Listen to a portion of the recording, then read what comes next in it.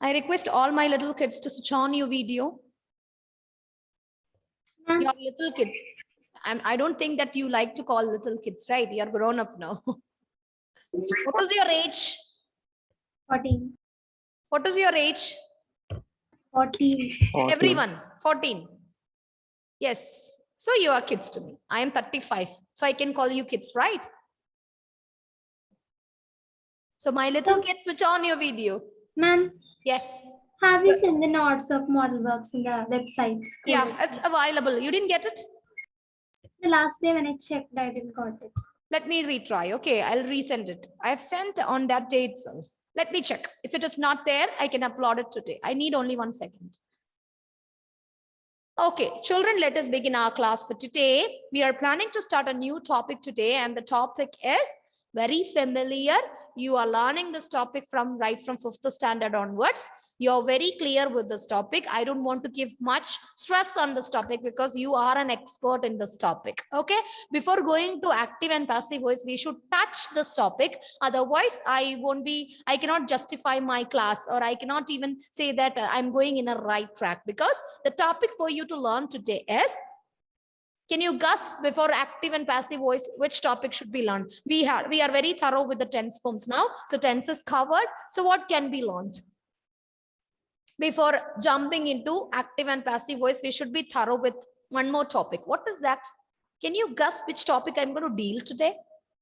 This topic you're learning from 5th standard. You're all an expert in this. I want only 1 period for completing this topic if you are supporting me in the advanced level. So tell me which topic I'm going to deal today. No, don't worry. I'm here to help. I'm going to take kinds of sentences. Okay, not types. We are going to discuss kinds of sentences. You're all familiar with sentences, right? You know what are sentences, right? I don't want to explain it to you, right? Because you are in 9th standard, you know the structure of your sentences, and you know where to use it, how to use it, and which all context to use your sentences, right? So children, before jumping into active voice, we should know, we discussed tenses. You are thorough with the tense form. You are very okay with the identification of finite verbs and identification of tense forms also. You are very clear with 12 tense forms. Now, we are going to discuss about the 4 kinds of sentences, right? So let us start from sentence itself. Can you tell me what are sentences? It's a group of words that Group of words. has a meaning of its own. It should have a complete meaning, right? It should have a complete meaning, right? Now, if I collect a few words and if I frame it in a not in a proper way, means that we cannot call it as a correct sentence, right? While communicating, spoken English is totally different from the written language, isn't it? Now, if I talk to you guys, I can use my facial expression to show my anger towards you. I'll roll my eyes to show that I am very angry, right? I can even I don't know the ways I can express myself. My face, by looking at my face, you will be able to identify whether ma'am is angry or ma'am is quite all right today. Okay, whether she is mad mad today or she is all right today. Okay, so by looking at the facial expressions in a normal communicative manner or normal English or in a conversation manner, you'll be able to identify the sentences. 1 second, I'm getting a call from the office, children. 1 second. Okay, sorry for the interruption. So children, we were talking about sentences. I said you can even identify by looking at my facial expressions, my mood and everything can be very clear by looking at my face, right? But this cannot be expressed when you write something. These kind of feelings or these kind of expressions cannot be shown through the written language, right? For showing such expressions through our written language, we need to use some other way. For that only we are using these 4 kinds of sentences. If a person is angry, by looking at the sentence written, I'll be able to identify, okay, this person got angry because I have used a word, he got angry, and he said he was raising his voice. Such words I can use. Other than that, if you use certain punctuation marks, you will be able to identify whether that person is surprised or not after hearing this, because you will be getting a lot of exclamation marks there, right? If it is a question, by looking at the structure of the sentence and the punctuation mark, you will be able to identify, okay, this should be a question because it is ending with a question mark. So when I talk to you guys, I can make some voice modulations, right? Come here. Come, my dear little ones. See, these two words are totally different. These two usages are totally different, right? See, if I invite you, yeah, come inside. If I say this word, you'll be able to identify that, okay, ma'am is happy today. She is not going to cause any harm to us, right? But at the same time, the same sentence or the same word, if I use come in, then you can understand that, okay, ma'am is not in a good mood. She is raising her voice because we have done something wrong and her mood is not good at all, right? So through communication or to face-to-face communication, through dialogues to conversation, you will be able to identify the mood of the person or the way what actually the person is actually want to give to us, right? Or to share with us, right? But the other way or the second way or a second form or in the written language, that won't be able to express. For that only we are using these kinds of sentences. Okay, so kinds of sentences are 4 in number, children. How many kinds are there? 4 kinds of sentences, right? All these 4 kinds of sentences are coming under the first type of sentence called simple sentence. These are simple sentences, because a simple sentence, as you all know, a simple sentence is a sentence with only one subject, okay, one predicate, and the predicate part contains only one finite verb. Okay, so if it is a simple sentence, you know that you are very clear that the simple sentences, it has only one subject, one predicate part, and it has only one finite verb in it, isn't it?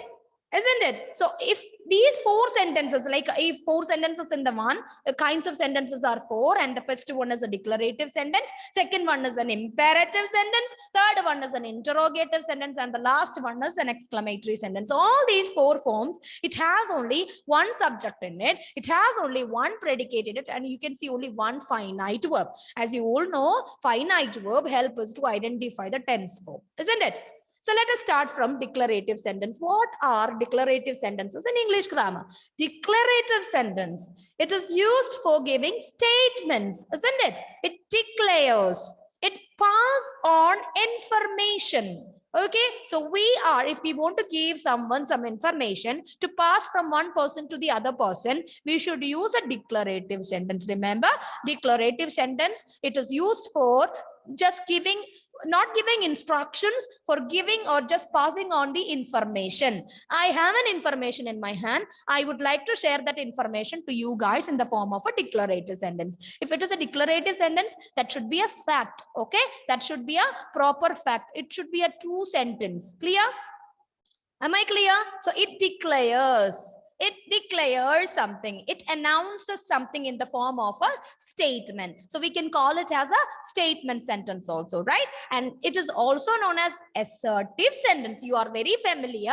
It asserts, so we are using it as an assertive sentence. The next term is assertive sentence. Assertive sentence, you're very clear. Okay, are in the form of a statement. Don't get confused with assertive and affirmative. You're familiar with the affirmative. Affirmatives are the positive sentences. If your sentence is a declarative sentence, if your sentence is a fact, if you pass on an information from one person to the other person in the form of a statement, remember, you have only one subject in it, one predicate in it, and the predicate part contains only one finite verb in it. Am I clear? Am I clear? And you should begin your statement sentence with a capital letter, and you should give a full stop at the end. If it is a declarative sentence, begin your declarative sentence with a capital letter, and you need to give a full stop at the end. Then only you can call it as a complete sentence. Okay, I am coming to your home. Okay, I am coming to your home. After home, I should give a full stop. Am giving is the finite verb there, and it shows your sentence is an example for present continuous, isn't it? Isn't it? So I am going to your home, or I am going to my home. So after my home, I have to, or I need to give a full stop. Then only it is a complete sentence. And I is a capital letter. Wherever you write first person I, that should be in capital, right? Small letters cannot be used. I know some children even in the 9th standard is used or are using the small letter I for I. The first person pronoun I. Please don't use a small letter I. Even if it is in the middle of a sentence, also use capital letters. Okay. So these are the points that I should share. So let us talk about declaratives once again. As you all know, sentences, this is very simple. All sentences are simple. All these 4 kinds of sentences are simple because it consists of one subject, one predicate, and with only one finite verb. So let us talk about the kinds of sentences, children. We were talking about the 4 kinds of simple sentences. Why I use the word simple sentence? Because all the sentence, if you consider, if you take one by one, you can identify that each sentence has its own peculiarities. At the same time, all these 4 sentences have a common structure also. The structure of the common kinds of sentences are subject, predicate, and finite verb. Okay. So declarative sentence, first one. Second kind is imperative. Third one is interrogative. Fourth one is exclamatory sentences. Okay, 1, 2, 3, 4. We have 4 kinds of sentences: declarative sentences, imperative, interrogative, exclamatory. JRS, please note this. My children, that means our children, they are learning it from 5th standard onwards, and you are a newcomer. You should know this. Otherwise, you won't be able to do the active transformation from active to passive voice. Okay. Okay, ma'am. Okay, my son. If there is any doubt, you ask me. Okay, Jairus. So there are 4 kinds of simple sentences. What are the features of a simple sentence? A simple sentence, if it is a simple sentence, it should have only one subject, one predicate. Suppose Jairus, the word Jairus. Jairus is my student. Okay, identify the subject. Jairus. Jairus. Okay, Jairus is the subject of the sentence. Tell me the predicate part. Predicate. Once we remove subject, the rest of the part is said to be the predicate. So tell me the predicate. So we have removed Jairus from here, right? So subject is removed. Then tell me the predicate. Is my student is the predicate part. Am I clear? Yes, ma'am. Am I clear, Jairus? Okay. So now next sentence for Jairus. Others, please bear this. Children, give me a sentence. Jairus, I request Nandana to give me a sentence. Anju ma'am teaches English. Okay. See, in English, when you say, there is no use called Anju ma'am. Instead of Mrs. Anju or Miss Anju. Okay. There is no usage called Anju ma'am. Now, when we address a person, we can call ma'am or sir. But now you're in 9th standard, you can call me Miss Anju. There is nothing wrong to call. Okay. Mrs. Anju, Miss Anju, all these are formal usages. Okay. Anju, Miss. Okay, that is oral. When you write something, you should use MS. If you are not familiar, if you are not known that, okay, this ma'am is married or not, then you use M capital, S small, put a dot. Okay, it is equal to Mrs. and Miss. Okay, if you know, you people know Sneha ma'am, no, she is not married. That she is a new teacher here. If you are not familiar with her, whether she is married or not, can I use Mrs. or Miss? Don't worry, just write MS. M capital, S small, put a dot. That is equal to Mrs. and Miss. If there is a confusion, if you know the person is married, you can see the bindi on my head, right? So you know I am married. Okay, so you can write Mrs. Anju. So please correct your sentence, Mandana. Mrs. Anju teaches English. Mrs. Anju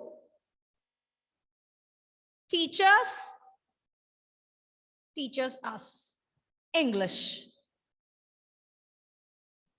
Okay, Mrs. Anju teaches us English. Okay, this is your sentence. Jairus, identify subject and predicate.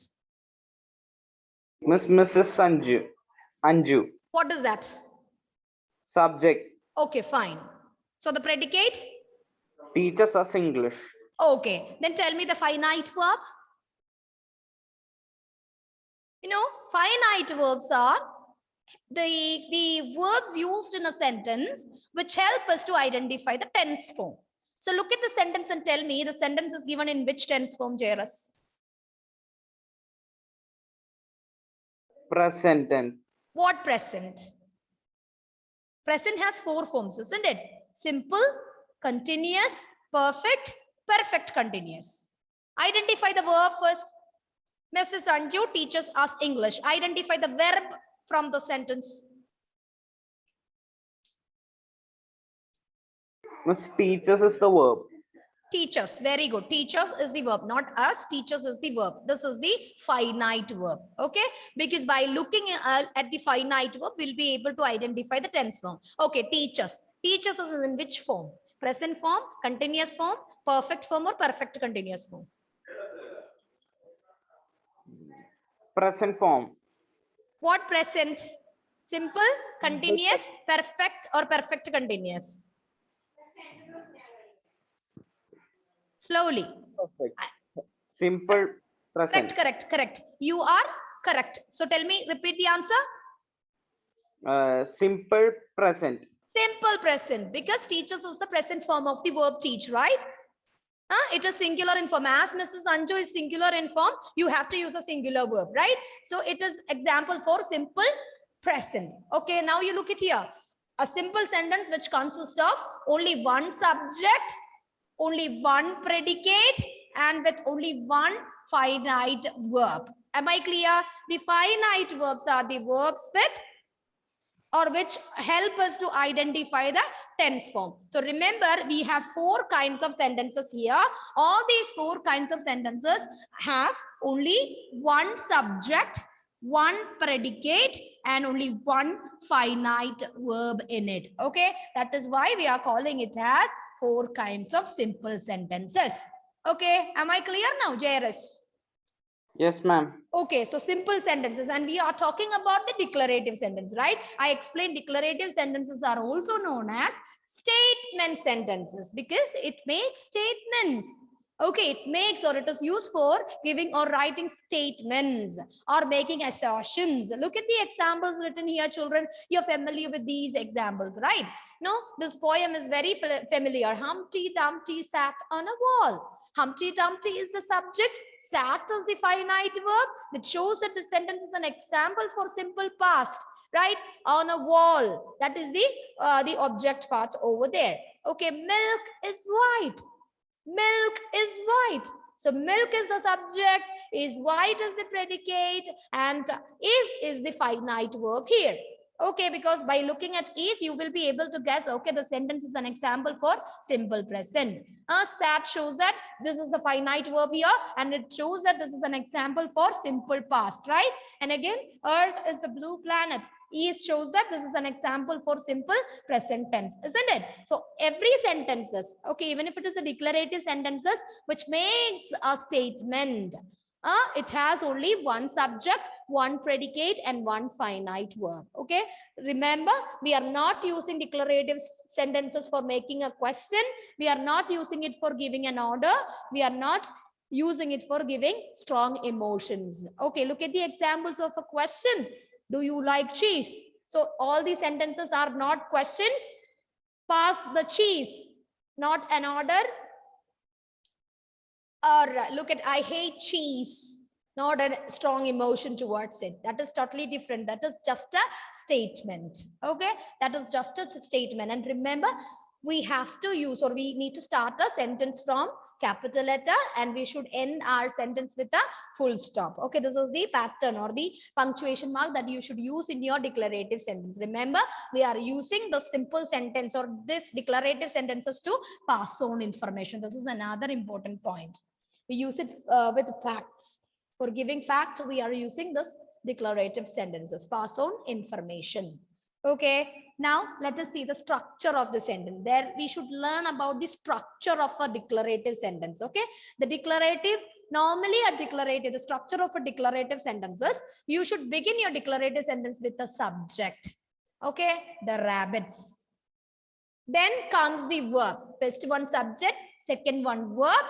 Verb here is eat. The rabbits plural, so eat plural verb. Third one, after the verb, we should use the object. Okay, what? The vegetables. Okay, vegetable is the object. Okay, then comes, if there is a mention of a time, write the place first, then last only the time comes. In the garden, in the early morning. This is the structure of your declarative sentence. Am I clear, children? The structure of your declarative sentence should be in this pattern. The structure should be subject plus verb plus object plus place of action plus time of action. Clear? The rabbits eat the vegetables in the garden in the early morning. In the early morning in the garden, that is wrong usage. In the garden in the early morning. This should be the structure of your declarative sentence. I do request everybody to copy this. So the structure of your declarative sentence should be subject, verb, object, place, and time. Clear? Am I clear? Yes, ma'am. Now, second one, the imperatives. Okay, you are also familiar.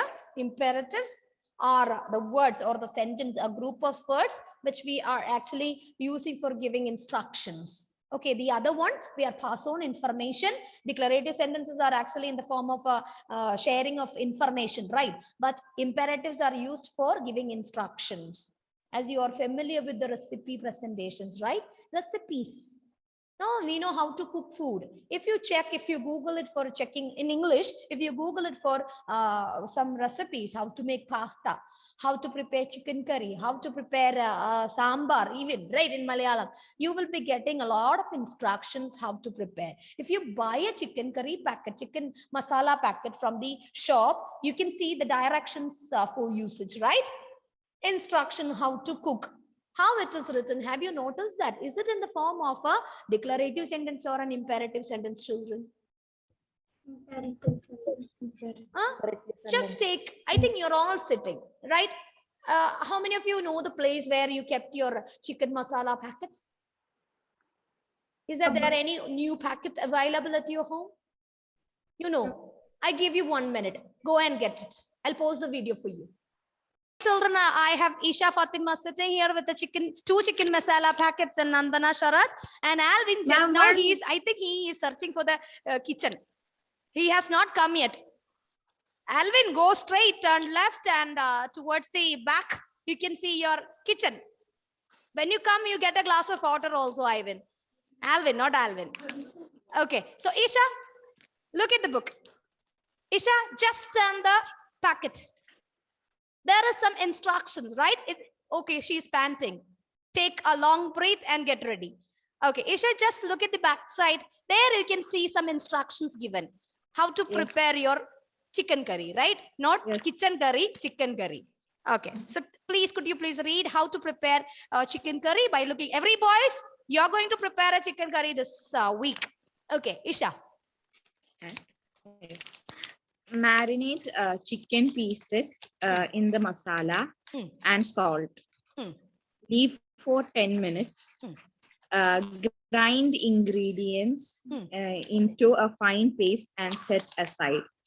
Heat oil in a vessel.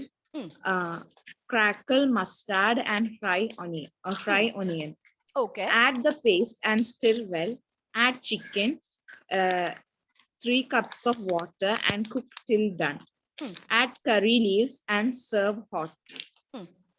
See the way instruction, right? That is an instruction from the company to us. Which company it is? Could you please read the brand name?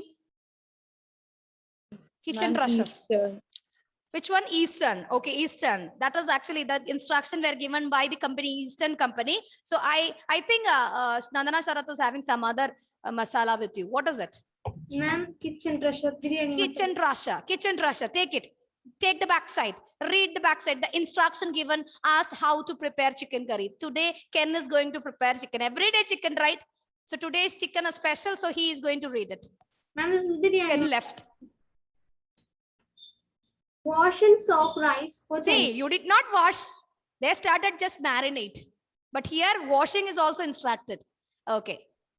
Wash and soak rice for 10 minutes. Wait. Wash and soak rice. That is biryani, not chicken curry, my dear. I don't know.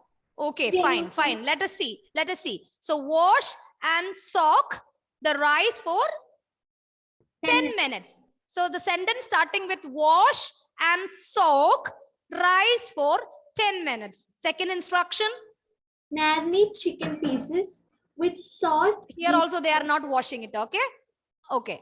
Marinate chicken pieces with salt, ginger garlic paste and keep aside for 30 minutes. Okay, see, marinate. The sentence is starting with marinate, chicken pieces with salt, ginger garlic paste, and turmeric, right? Turmeric or chili powder or something. No, not written. I just added, sorry.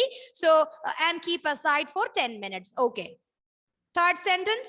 Shallow fry with the marinated chicken pieces and keep it aside. Okay. Fry the marinated chicken pieces and keep it aside. Okay. In a thick bottom pan, heat oil and saute onions till it golden brown. Okay. Continue. Add chopped tomatoes, green chilies, saute until the tomatoes and mashed. Okay. Add the kitchen treasure biryani masala. See, she is using a word add. Okay. Soak, marinate. See, look at all the structure of the sentence, children. This is in the form of an instruction, right? They are giving us some instructions, right? The instruction is not starting with the subject. Anyway, Alvin has gone. You got the kitchen? No, At ma'am. last. No, no way at all. I don't know, ma'am, where to go. Maybe my kitchen is upstairs. Tell the kitchen to come down. Okay. Okay. So you have today itself. Just take the masalas which is available and see the backside how the instructions were written. Okay. All the instructions are normally starting with the verb. See, marinate, soak. See, Isha said heat the pan, right?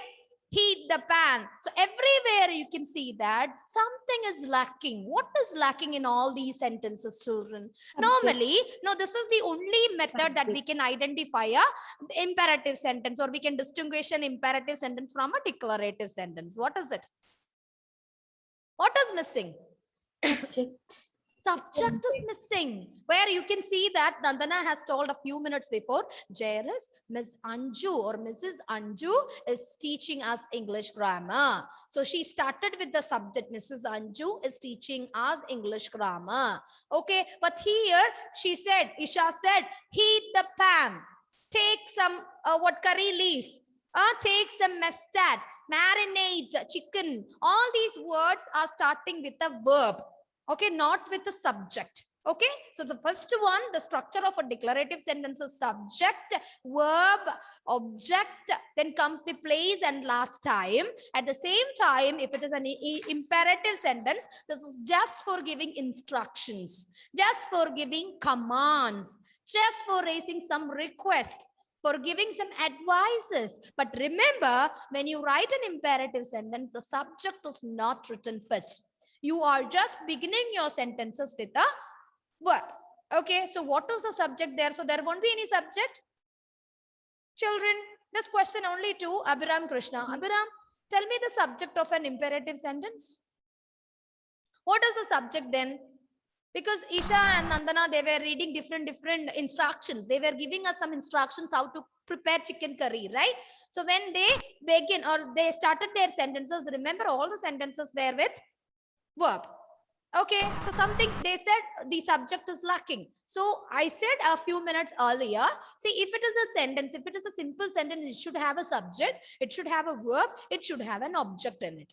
But here finite verb in it. Finite verb, okay, because we are starting with the verb, and predicate part, okay, I agree. But here, no subject. So tell me the subject of an imperative sentence. Ma'am. Abhiram is trying. Ma'am, if it is an instruction, it will be not. If it is an instruction, The subject will be not there.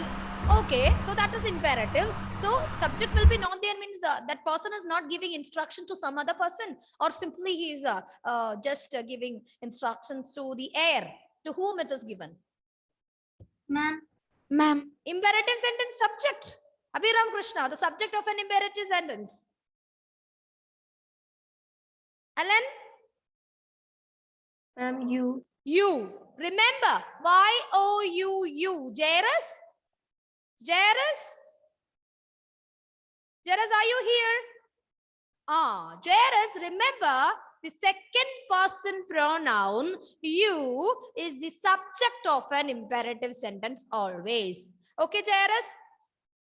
If you are using an imperative sentence, if you're writing a sentence or if you're giving instruction, remember you is the subject, the second person pronoun. You is the subject of an imperative sentence always. Okay, suppose if the sentence take some chicken pieces, what is the subject?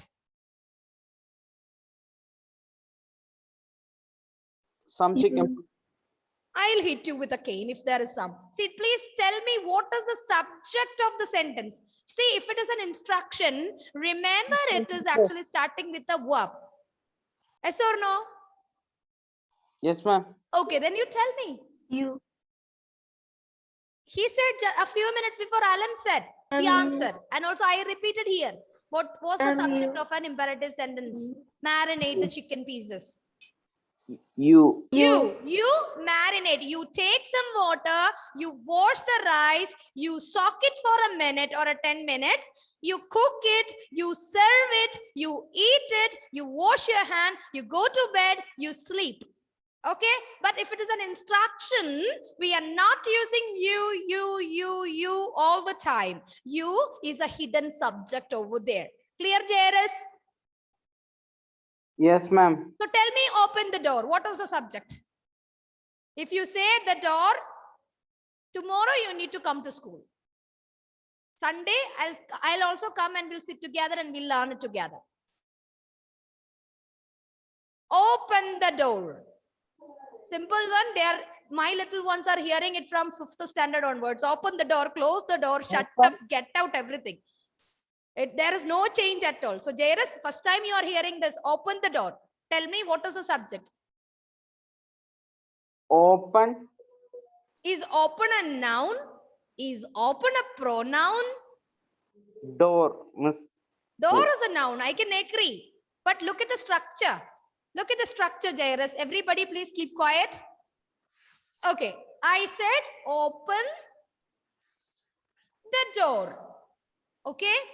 And also I reminded you that the subject of an imperative sentence is always Y-O-U. You. Clear? Clear, Jairus? Yes, ma'am. Okay. So now you look at the sentence and tell me which word is said to be the subject of the sentence. I said if it is an imperative sentence, that is starting with the verb.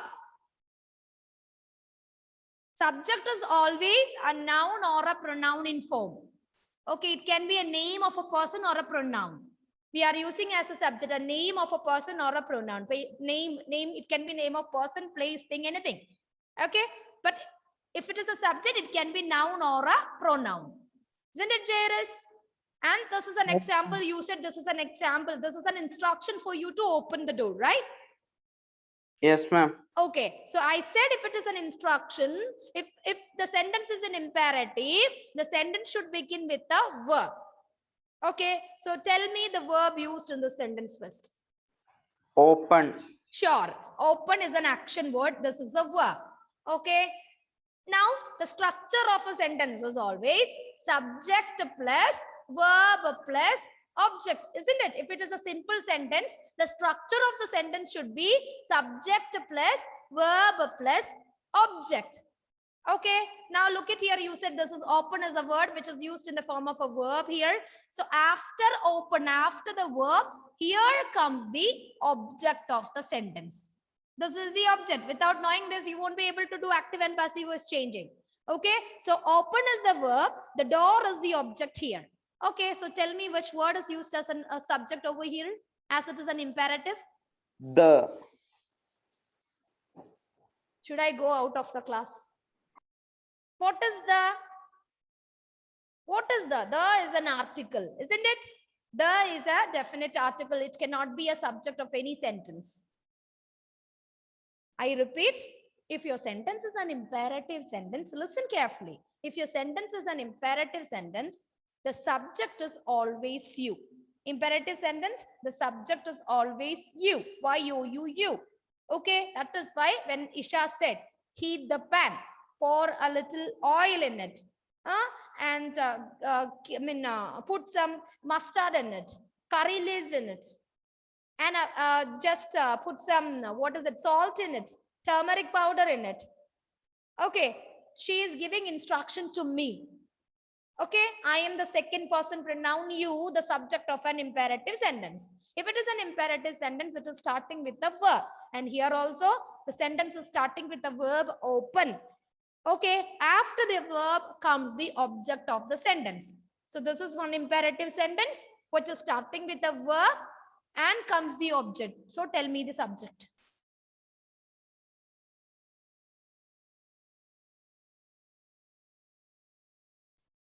Now again, I'm pausing. JRS, what is the subject of an imperative sentence, JRS? You. Sure? Yes, ma'am. No doubt? No, ma'am. Are you very sure? Yes, ma'am. Yes. What kind of sentence is it? Imperative sentence. So you said the sentence is an example for imperative sentence, right? And the special feature of an imperative sentence is that is always starting with a verb. That also you said. Now you tell me the subject of the sentence.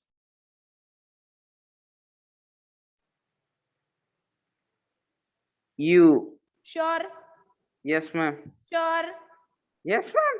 So always use you as your imperative sentence subject, but this is hidden. This is not there. It won't be written. Okay. Remember, you is the subject of your imperative sentence, but this is a hidden subject. You cannot see you all the time in front of an imperative sentence. And there you can see that your imperative sentence is starting with a verb. Open, shut up, clean the table, move from here, write a letter. Okay, please bring me a cup of tea. They gave 100 cups of tea for me, right? Since 5th standard, they gave a cup of tea. 6th also, they gave a cup of tea. 7th also, they gave a cup of tea. 8th also, they have completed cups and cups to me. And now still they are serving cups to me. Okay, so just see if it is an imperative sentence, the subject is always the second person pronoun you. Clear? Yes, Am I ma'am. clear? Keep only this thing in your mind. Go through the notes and the things I have shared. We'll meet in the next class. Okay? Don't crack your head. I'm here to help you, here to support you. And your friends are here. They knew because they are learning it from 5th standard. You are new. That is why I am pointing only you all the time. If you are clear here, you will be able to convert active and passive. Okay? Thank you. We'll meet in the next class. Thank you. Thank Sorry, you. children. Thank you, ma'am.